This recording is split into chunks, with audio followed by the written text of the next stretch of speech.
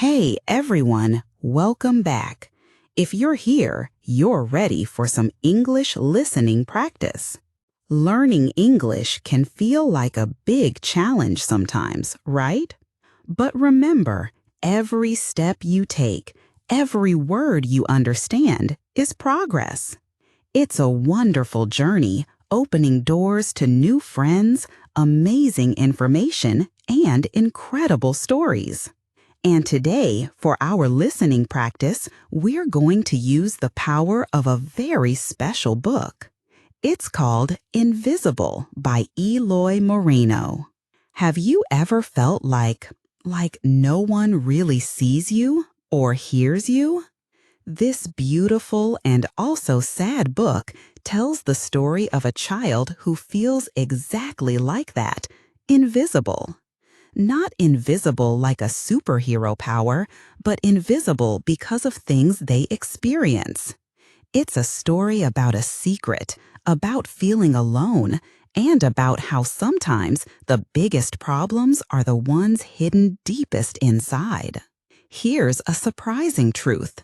This story, told through a child's eyes, makes adults think deeply about empathy and kindness.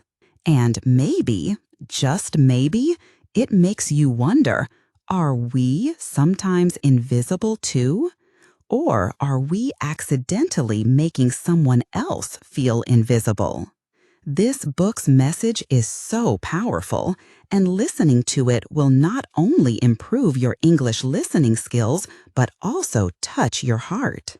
So, don't go anywhere. Keep listening carefully to understand the story's message and boost your English at the same time. Let's practice together. Chapter 1. The Boy Nobody Saw. Have you ever felt like you were standing right there, but nobody saw you? Like you were talking, but no one heard your words? This is how we meet a boy in this story. He feels exactly like that, like he is invisible. Not really, of course. You can see him with your eyes, but people act like he isn't there. Imagine walking into a room and nobody says hello, or trying to join a game and nobody lets you. Or maybe you try to tell a story, but everyone talks over you as if you didn't speak at all. That's what it feels like for him, day after day. He feels alone because of this feeling of being unseen. Like the world just passes him by without noticing he exists. It's like he's a ghost in his own life. But the boy isn't completely alone. He has a very special friend, a secret friend. This friend is a dragon. Yes, a dragon. Now, just like the boy feels invisible, his dragon friend is also invisible. Maybe the dragon is imaginary, or maybe it's a special kind of magic. We don't know exactly. But for the boy, this dragon is real. He can see his dragon friend, and the dragon is always there for him. This invisible dragon is important, because maybe it's the only one who does see him. The only one who listens to him when he feels like nobody else does. The dragon is his secret comfort, his silent companion in a world where he feels overlooked. This first chapter is like opening a door into the boy's world. It introduces us to his deep feeling of being invisible and shows us the unique secret friendship he has with his invisible dragon, which helps him deal with that feeling. It's a look at what it means to feel unseen, and how someone might find a way to cope when they feel like nobody is looking. Chapter 2. The First Hurt. Have you ever felt like a small problem started and then it just slowly got bigger? Well, this chapter is kind of about that. It shows us how the difficult things began for the main character. It wasn't like one huge, terrible event happened right away. Instead, it started slowly, like a tiny seed of trouble. Think about a day at school. For the character, things began to change. Some of the other kids started doing things that weren't very nice. It wasn't always big, dramatic stuff at first. Maybe it was just saying unkind things. Not shouting or being really aggressive, but maybe whispering mean comments as he walked past, or laughing at him in a way that felt cold, or saying little things that made him feel different or not good enough. You know, words that might seem small to the person saying them, but they can really sting and stick with you. And it wasn't just words either. There were also some physical things. It might have been a push in the hallway that felt a little too hard, or a bump that wasn't accidental. Again, perhaps not big fights, but just enough to make him feel uncomfortable, maybe unsteady, or like he wasn't safe. These little pushes and shoves, even if they didn't leave a bruise, could still hurt him inside. This chapter is called The First Hurt for a reason. It's because these actions, the unkind words and the little pushes, were the beginning of him feeling truly hurt. It's where the problems started to sink in and affect him deeply. It wasn't just annoying, it was painful. It made him feel maybe a bit isolated or confused, or like something was wrong. These were the first moments where he started to feel this growing weight, this difficult feeling that would become a bigger part of his life. It shows us that sometimes the biggest problems start with small, seemingly minor acts of unkindness that just keep happening. Chapter 3. Mean Games. Have you ever thought about what it's like for someone who is picked on day after day with nowhere to hide? This part of the story is really difficult and important. It shows us exactly what it feels like when people are just plain mean, and they target one person specifically. It's about a boy who goes through a really tough time because some other kids, the bullies, seem to enjoy making his life miserable every single day they see him at school. The bullies don't just use mean words, which are bad enough on their own. They also use physical actions against him. They might push him roughly when he's not looking, or trip him up as he walks past, or shove him against lockers in the corridor. It's not necessarily about causing serious injury that needs a doctor, but it's enough to hurt physically, and much more, to make him feel constantly scared and unsafe whenever he is near them. He never knows when or where this physical meanness might happen, which turns a place like school into somewhere full of worry and tension instead of learning or playing. And it's not only physical bullying he faces. They also play these cruel tricks that create a lot of stress and frustration for him. They often hide his things deliberately to cause him problems. Imagine getting to school and finding your backpack isn't where you clearly remember leaving it, or your favorite pencil case has been taken from your desk, or maybe even your lunchbox has been taken from your bag and hidden somewhere. For example, they might sneak his sandwich or apple out of his bag when he's not looking and hide it somewhere silly, like on top of a high cupboard, or even throw it in the bin, just to watch him have to search for it and get visibly upset or go hungry. This kind of act makes him feel completely helpless and like his personal space and his belongings have no respect or protection from these kids. And perhaps the worst part of all this constant meanness is the laughter that comes with it. The bullies laugh when they push him. They laugh when he's struggling to find his hidden things, and they laugh right in his face when he looks confused or sad. This laughter isn't happy or friendly. It's a cruel way of showing power and trying to make him feel small, foolish, and weak. Often, they do these mean things and laugh loudly so that other students see and hear what's happening, which makes him feel even more ashamed and isolated, like he's some kind of joke or entertainment for everyone else. For the bullies, they might think of these actions as fun games, just something for entertainment to pass the time and feel important or strong compared to him. But for the boy, it's not fun at all, not even a little bit. It's deeply cruel, emotional, and sometimes physical pain.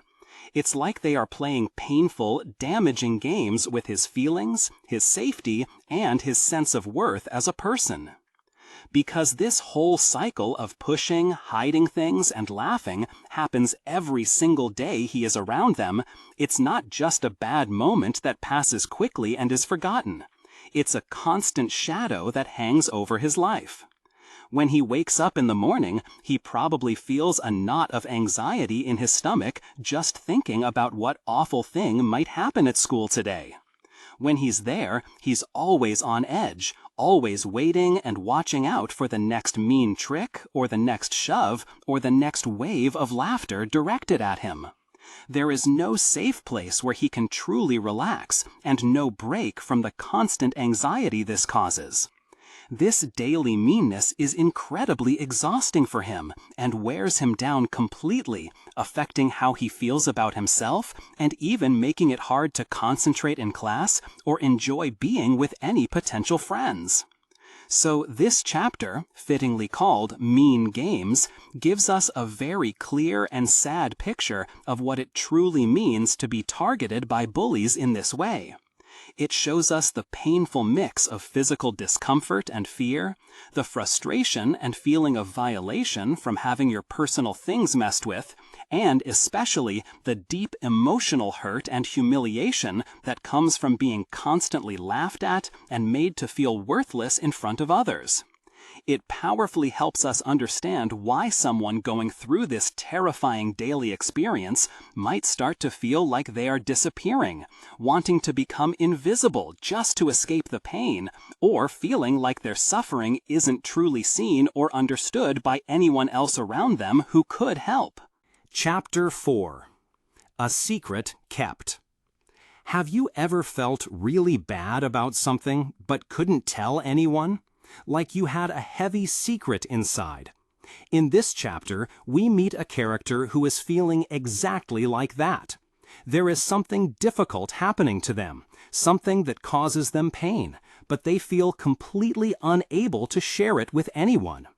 The main feeling this person has is fear. They are scared about what might happen if they tell their secret. Maybe they are afraid people will not understand them. Perhaps they worry that others might judge them or think differently of them. They might even be scared that telling will make the situation worse, not better. This fear is a big wall that stops the words from coming out. Along with fear, there is also a strong feeling of shame. This character feels ashamed about what is happening to them. They might feel like it is their fault somehow, even if it is not.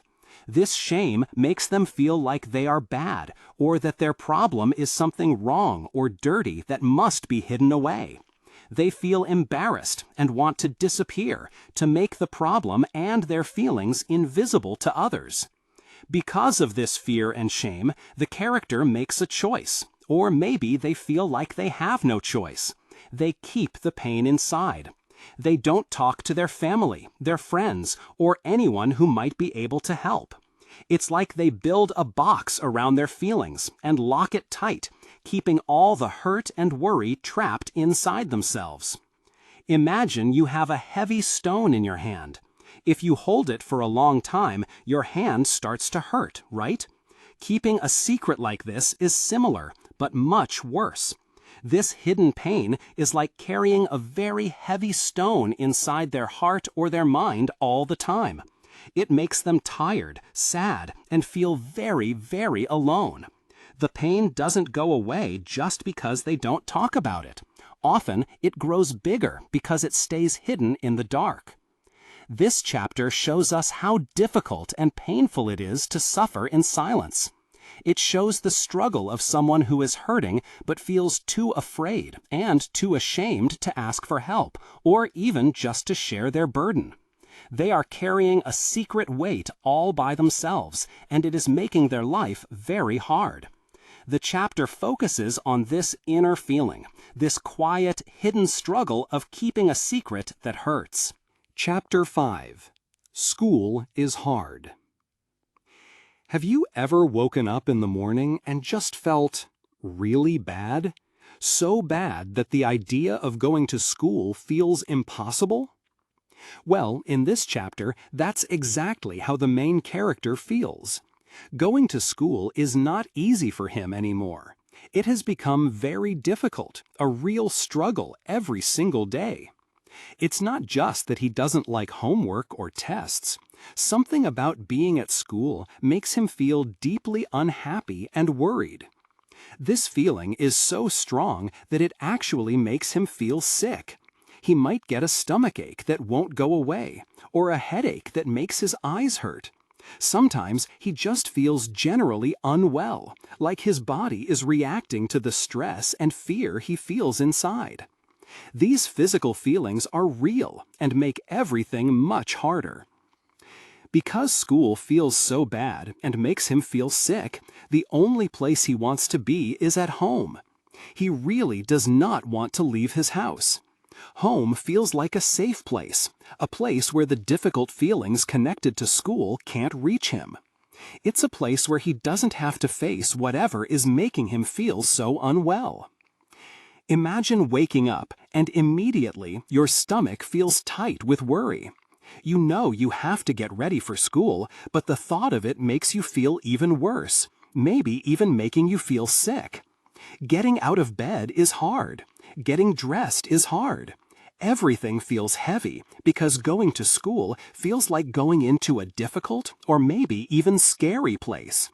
This is the kind of struggle he faces every single morning. It's more than just feeling a little nervous.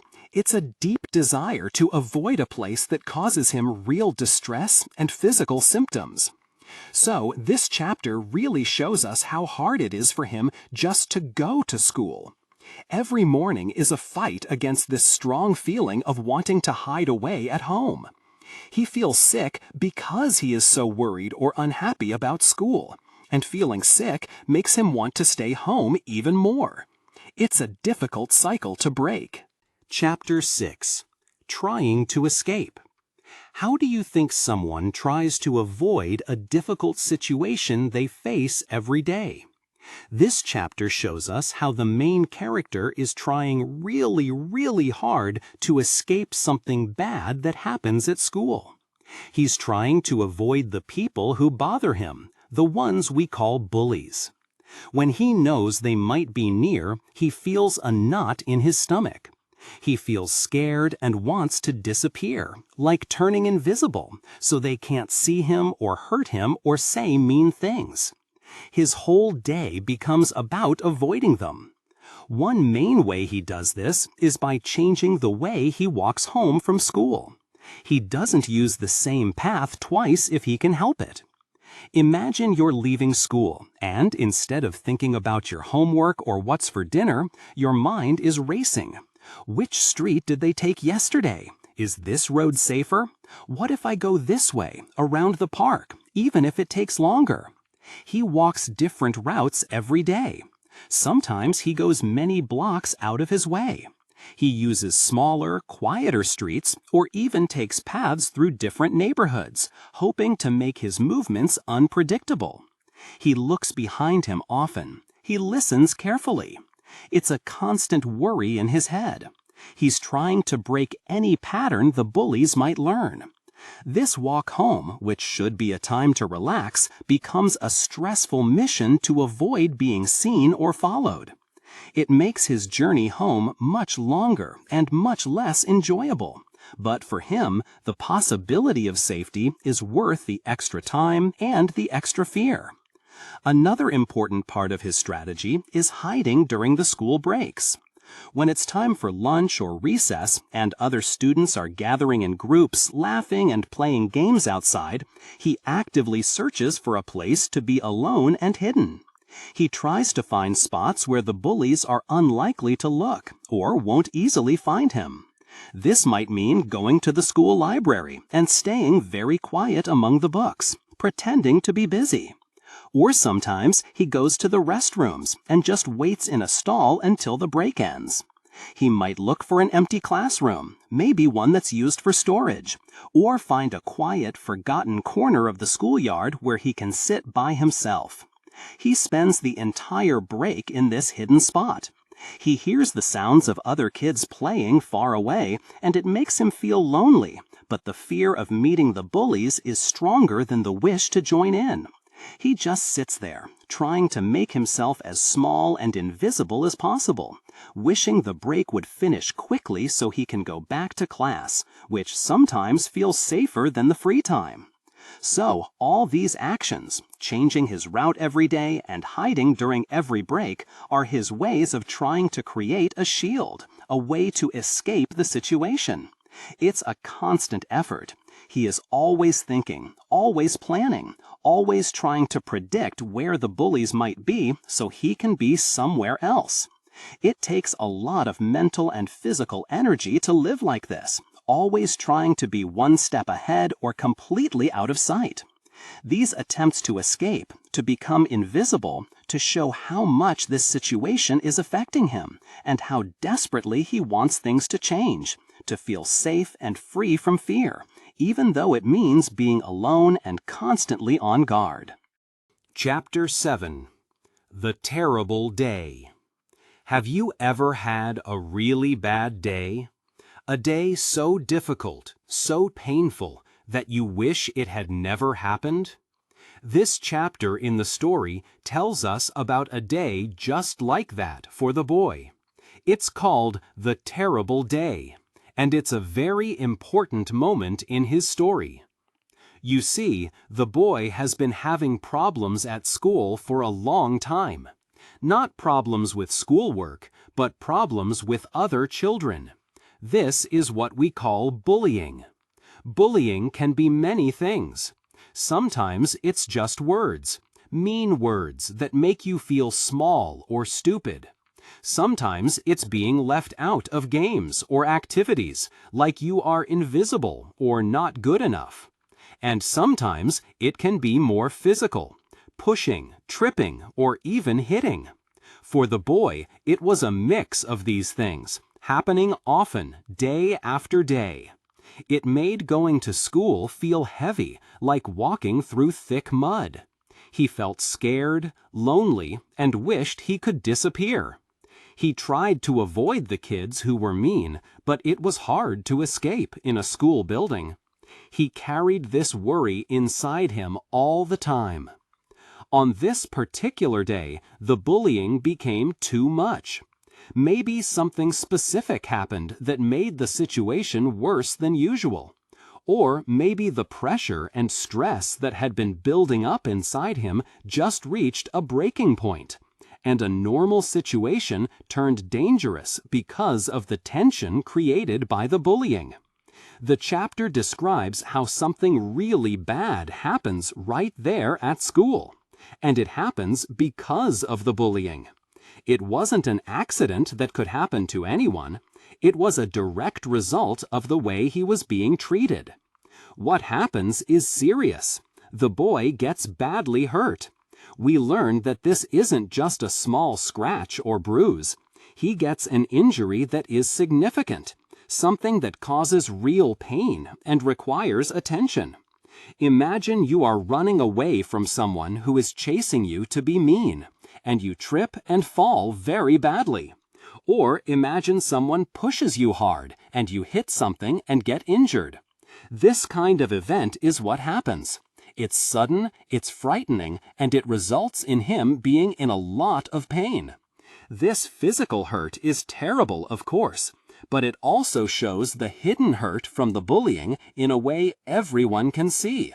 It's like all the invisible sadness and fear he felt suddenly becomes visible as a physical injury. This terrible day is a turning point.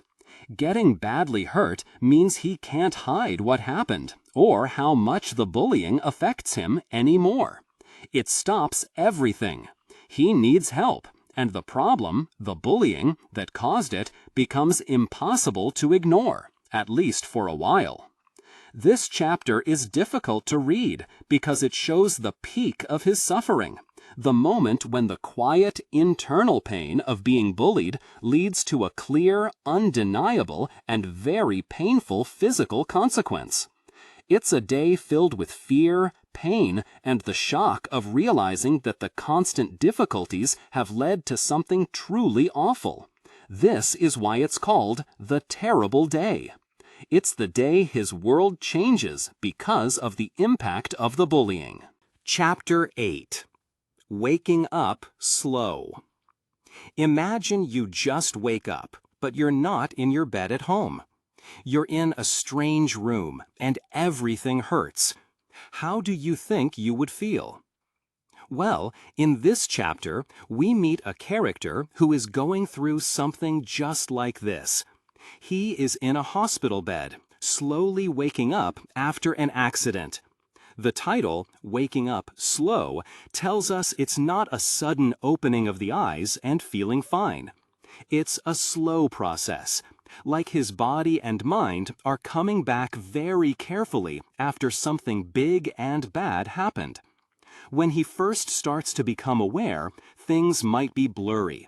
The lights might seem too bright. Sounds might be confusing or far away.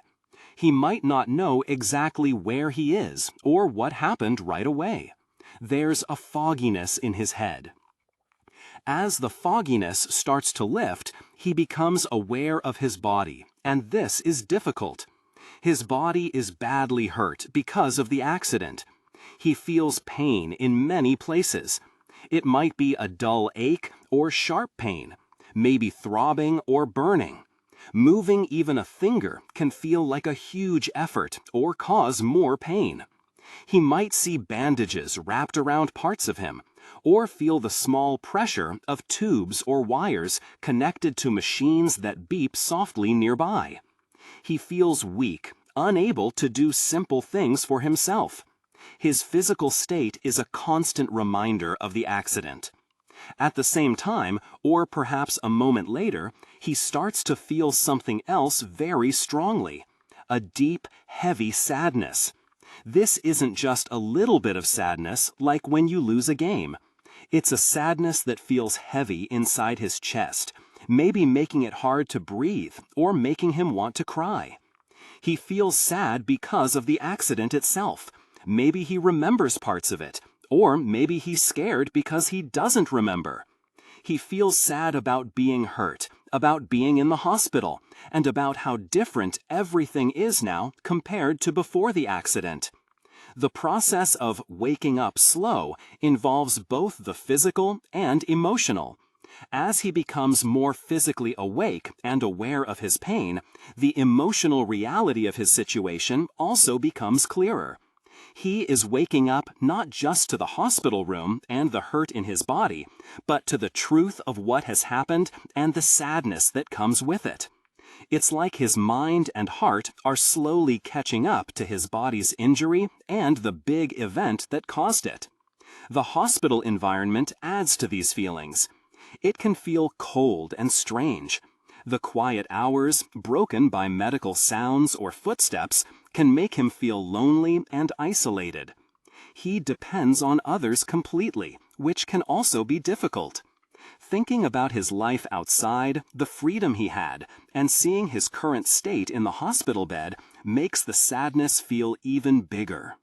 So, this chapter is a difficult but important one. It shows the character at his lowest point, just beginning to understand the full impact of the accident. It describes the slow, painful process of his body and mind coming back online, filled with physical pain and a deep, overwhelming sadness as he lies there, helpless, in the hospital. Chapter 9. Seeing the Dragon. Have you ever felt a kind of hurt that isn't from falling down or getting a cut? A hurt that is inside you, invisible to other people? Okay, in this chapter, called Seeing the Dragon, we reach a very important moment in the story.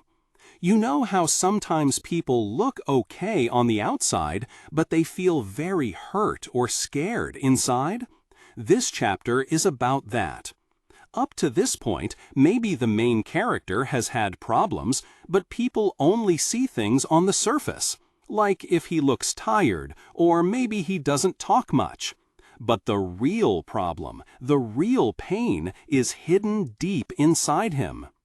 This is a kind of hurt that you can't see with your eyes.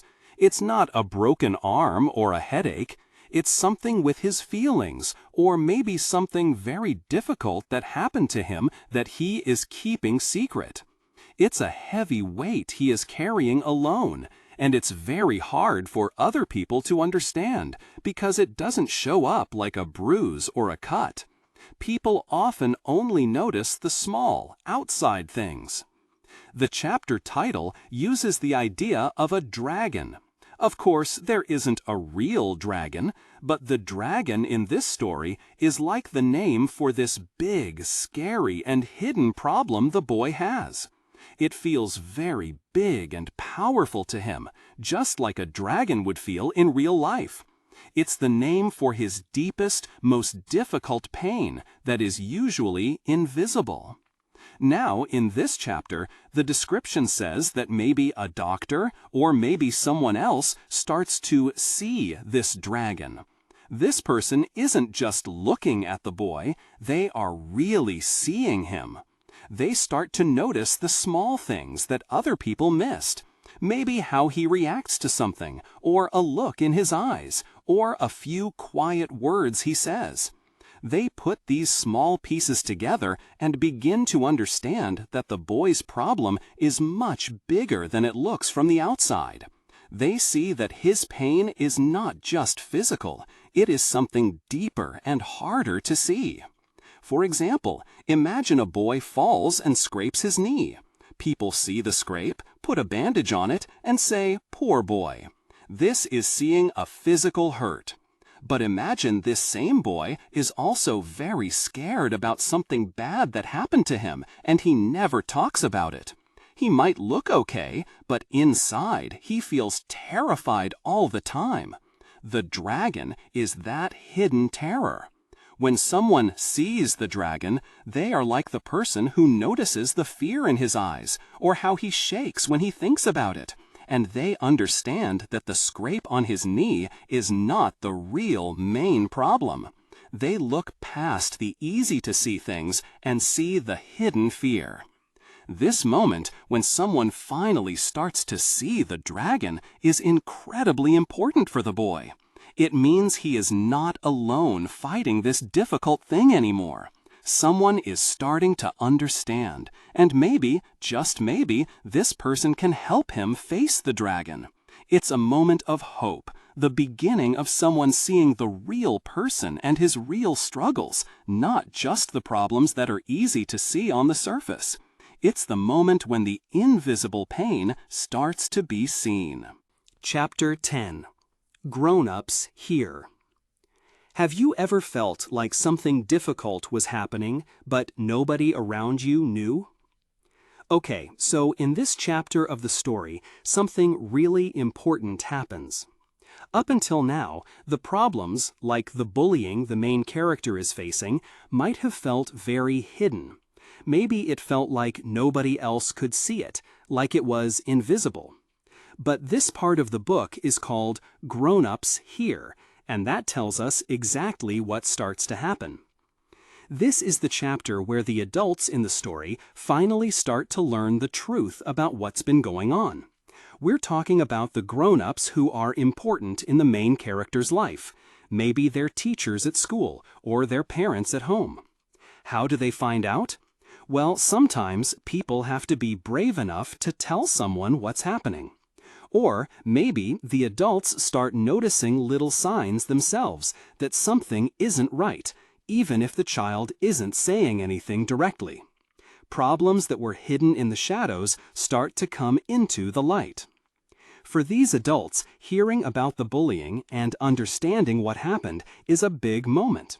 They might feel surprised, maybe even shocked. Learning that someone they care about, or a student in their class, has been suffering in silence can be difficult for them too. Suddenly, they see the situation clearly. It's like someone switched on a light in a dark room. The problem isn't invisible anymore. It's right there for them to see and understand. Why is this chapter so important? Because when adults know about a problem like bullying, it means things can start to change. Before, the person being bullied might have felt completely alone with it. But now other people know. It opens the door for them to get help, for the situation to be addressed, or for people to offer support. The different adults, the teachers looking at what happens at school, the parents thinking about what's happening to their child, all play a role now that they are aware. It's a turning point where the invisible becomes heard and, hopefully, acted upon. Imagine having a cut on your arm, and you keep your sleeve down so nobody sees it. It hurts, but it's your secret. But then you tell a parent or a doctor, or they happen to see the cut. Now they know, and they can help you clean it and put a bandage on. That's a bit like what happens in this chapter. The hidden pain is revealed, and help becomes possible. Chapter 11. Finding My Voice. Have you ever felt like you had a story inside you, but it was hard to share it with anyone? Like the words were stuck, and it felt safer just to stay quiet? Well, in this part of the story, something important begins to happen for our main character, the boy. After everything he has been through, you might feel like he is very quiet and perhaps a little lost. But now he starts to feel a change happening inside him. It's like a small light begins to grow brighter. He doesn't feel quite as weak or as afraid as he did before. He is starting to feel a little bit stronger, not just in his body, but in his heart and in his mind. Because he feels this new strength, something big is now possible. This is the moment where he might start to find his voice. Finding your voice means you begin to speak up. You start to share what you think, what you feel, and what has happened to you. Before, maybe he felt completely invisible, like nobody could hear him or see his pain. But now he is getting closer to being seen and heard. There are two ways this can happen, and sometimes it's a mix of both. Maybe the boy finds the courage all by himself. Feeling stronger helps him decide that he wants to tell his story. He might feel a strong need to explain things, to let someone know what is really going on. It takes a lot of bravery to do this, especially when you have been silent for a long time and maybe feel scared of what might happen if you speak. Or maybe someone else helps him. Sometimes when you feel unable to speak, having a kind person who listens can make all the difference. This person might be a friend, a family member, or someone new who understands. They might gently ask questions or just be there quietly, showing they care. Their presence and support can give the boy the push he needs to start talking.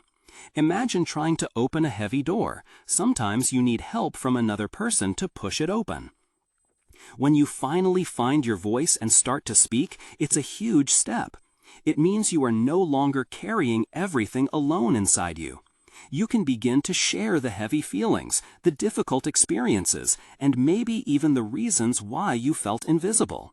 It's not always easy to talk about hard things, but often, once you start, it feels like a weight is being lifted. So, this part of the story is all about that first step towards being heard. It shows the boy beginning to heal and find his power.